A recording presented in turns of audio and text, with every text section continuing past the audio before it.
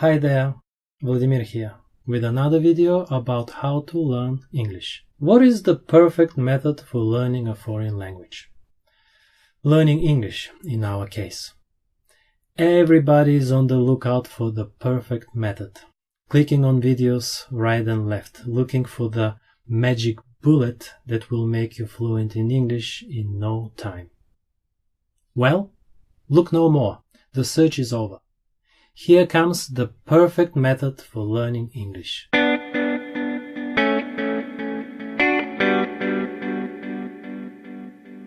Searching on the internet for how to learn English, one is under the impression that there are a lot of different ways of learning a foreign language.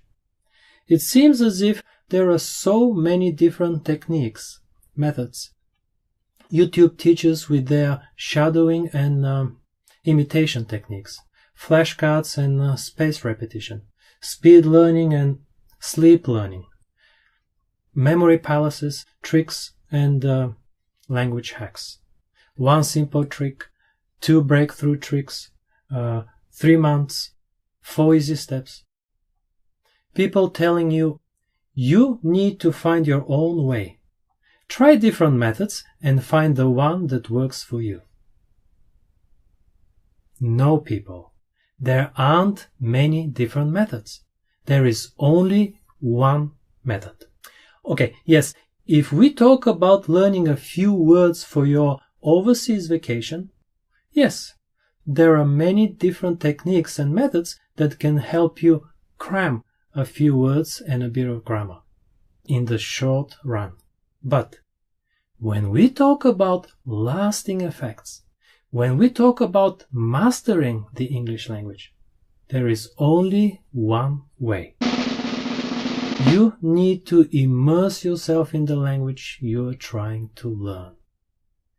Bury yourself in interesting content and read a lot. Read daily. Read.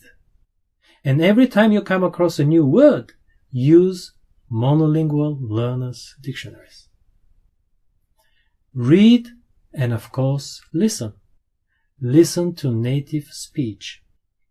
Listen daily to real-life conversations, movies and TV shows, podcasts, news. Read and listen and use monolingual learners' dictionaries. It's what we call input. Immerse yourself in interesting content, something you like or something you need for your job. The internet, guys, finding interesting stuff to read and listen is the easiest thing to do, especially if you want to learn English. Read and listen and write. Start a blog or something. Writing is extremely important. Writing helps you remember longer. Read, listen, write, and speak when you have a chance. If you don't have many speaking opportunities, then launch a YouTube channel or a podcast. No spaced repetition, no flashcards, no shadowing, no Duolingo.com, no Memrise.com. Instead, interesting online articles, blogs, movies, TED Talks. Here is your perfect method. Read, listen, and write daily, and use monolingual learners' dictionaries. There aren't many methods. There is only one method for mastering a foreign language. And not just foreign languages. Mastering the drums, losing weight, learning how to moonwalk, mastering the high jump. There are no magic tricks, no revolutionary methods.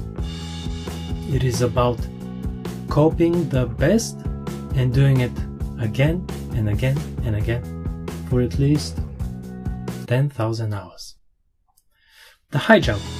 There are very few exceptions. In the case of the high jump, there used to be different methods, starting with the eastern cutoff, then the western roll, followed by the straddle technique, until Dick Fosbury introduced the Fosbury flop. You could say that the Fosbury flop revolutionized the high jump.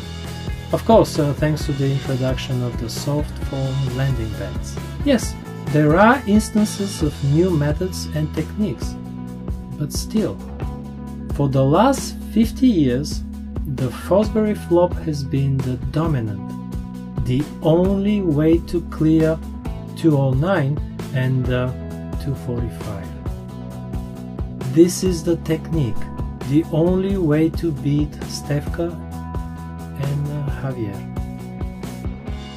In case of language learning and learning in general, the internet revolutionized education.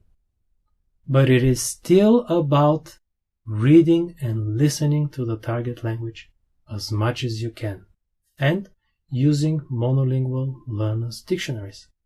The core method hasn't changed. You know, it is often said that the holy grail of language learning, the best way to learn a foreign language, is to go to the country where the language is spoken. Most people say that in order to learn, say, English, you have to move to England or the US or Australia. You get the point. That's what most people consider the best and only way to learn English. No, that's not the only way to learn English. It's not the best either. Firstly, it is extremely expensive, and secondly, it's not automatic. You don't jump into the ocean expecting to automatically start swimming. Don't think that by moving to, say, the US, you will effortlessly and quickly pick up the language. No, you won't. Ask Ichiro, Melania, and Jackie. Ask the tens of thousands of English teachers in Japan, Korea, China, and throughout Southeast Asia who don't bother learning the local language. Ask me. I am the litmus test for what works and what doesn't, as far as language learning is concerned. I've been living in Japan for over 15 years now, and my Japanese level is nowhere near my English one. It's about half. And why? Because I stopped learning kanji. I don't read. Reading is the most important. Don't let anyone tell you that listening is more important. Listening is important, but reading comes first.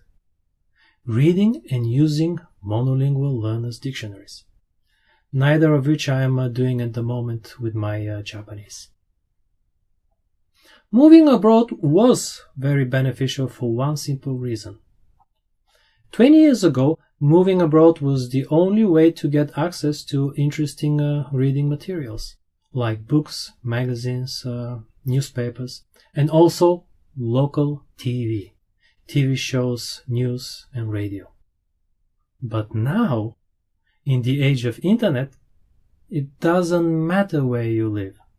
You have all the best content in your pocket. The money people spend on studying abroad is truly staggering.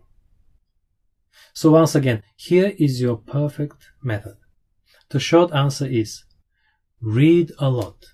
Read a lot and use monolingual learners' dictionaries. Read and listen to the target language and use monolingual learners' dictionaries. You don't need to live abroad to do that. No flashcards, no shadowing, no magic. Reading comes first, then listening. It's what we call input.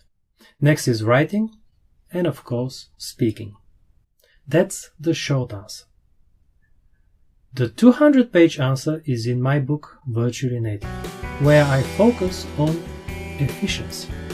How to read, how to write, how to use monolingual learners' dictionaries, how to study grammar, how to remember vocabulary.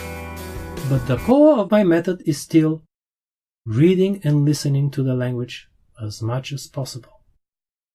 No magic. My book, Virtually Native, is available at Amazon and virtuallynative.com.